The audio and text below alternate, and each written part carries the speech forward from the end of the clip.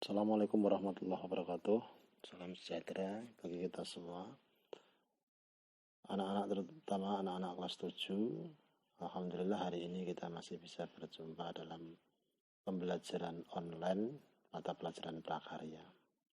Anak-anak semuanya, hari ini kita akan belajar membahas tentang kerajinan serat. Cakupan yang akan kita pelajari tentunya pada pagi ini adalah yang pertama tentang pengertian serat, yang kedua tentang jenis dan karakteristik bahan serat, yang ketiga tentang pengolahan bahan serat. Anak-anak semuanya, mungkin kalian tidak asing lagi mendengar kata-kata serat, namun apa sebetulnya pengertian serat?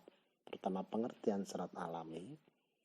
Di sini dapat kita definisikan, serat alam adalah jenis bahan yang berupa potongan-potongan bahan yang membentuk serat memanjang dan utuh dari bahan alam dan diolah dengan cara tradisional tanpa penggunaan zat kimia.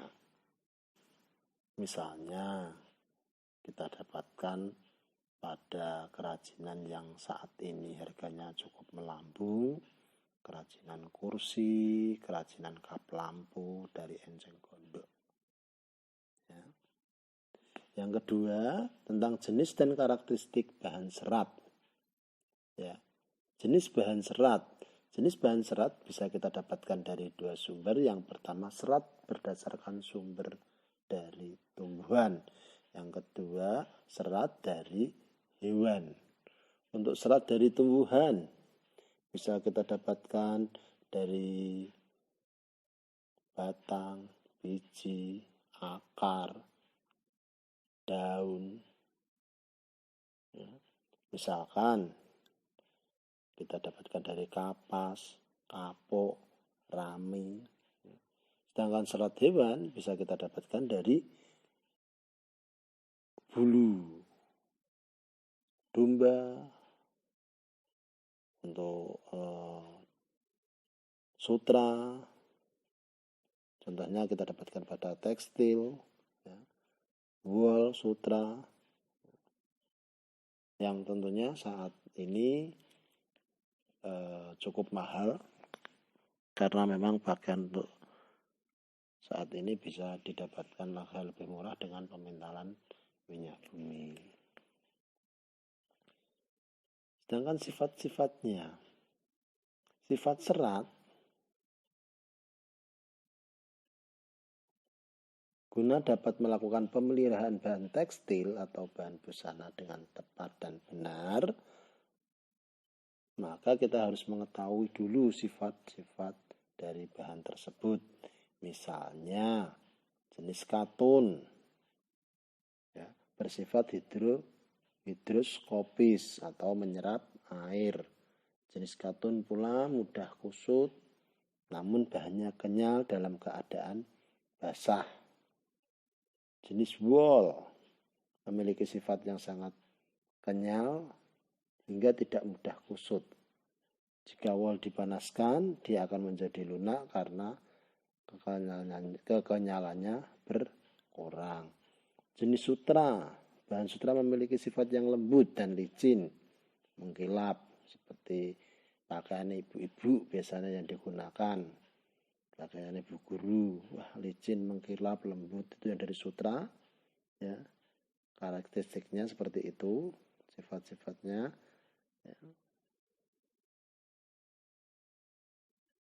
Dalam keadaan basah, kekuatan kain sutra sangat berkurang. Yang itu sifat dari sutra. Berikutnya kita akan bahas tentang pengolahan bahan serat. Proses pengolahan bahan serat biasanya dilakukan dengan tujuan untuk dibuat menjadi kain.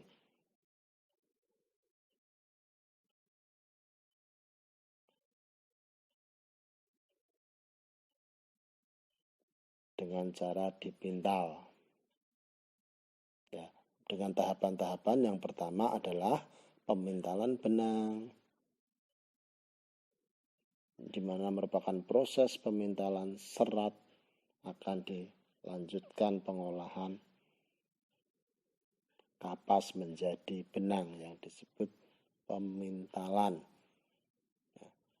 Tahapan berikutnya setelah dipintal adalah penggulungan benang. Kapas-kapas yang sudah dipintal tadi digulung menggunakan alat penggulungan benang. Yang ketiga, pencelupan warna, akan dipisahkan, dibesarkan warna-warna yang diinginkan.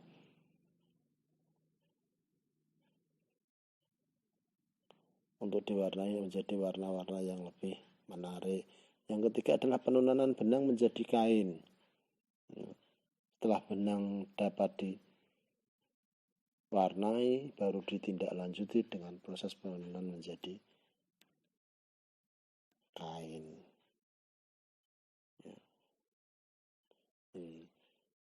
Ini untuk serat. Apakah serat hanya berupa diwujudkan dalam berupa kain? Tidak. Kerajinan bahan serat sangat luas. Misalnya batang, ya, diambil kulitnya, dianyam. Misalnya serabut kelapa, dibuat untuk keset, untuk sapu. Nah, misalnya pelepah pisang, dibuat untuk kopiah, dibuat untuk lukisan. Misalnya biji-bijian dibuat untuk lukisan, bisa, ya. Tergantung kreativitas anak-anak masing-masing.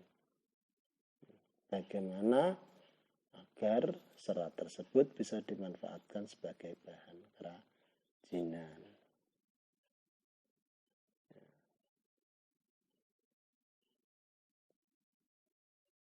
Apa saja, apapun kerajinan yang hanya bersifat hiasan maupun benda pakai ataupun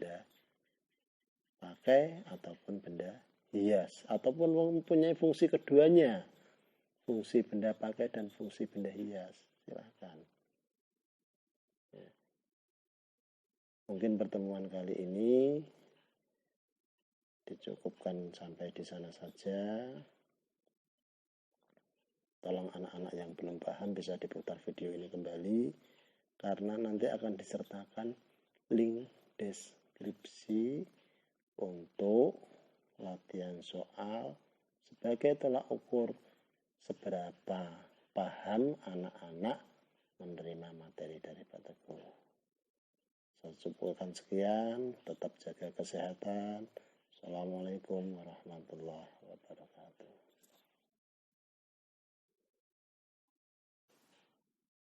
Assalamualaikum warahmatullahi wabarakatuh. Salam sejahtera bagi kita semua. Anak-anak, terutama anak-anak kelas 7. Alhamdulillah hari ini kita masih bisa berjumpa dalam pembelajaran online mata pelajaran prakarya. Anak-anak semuanya, hari ini kita akan belajar membahas tentang kerajinan serat. Cakupan yang akan kita pelajari tentu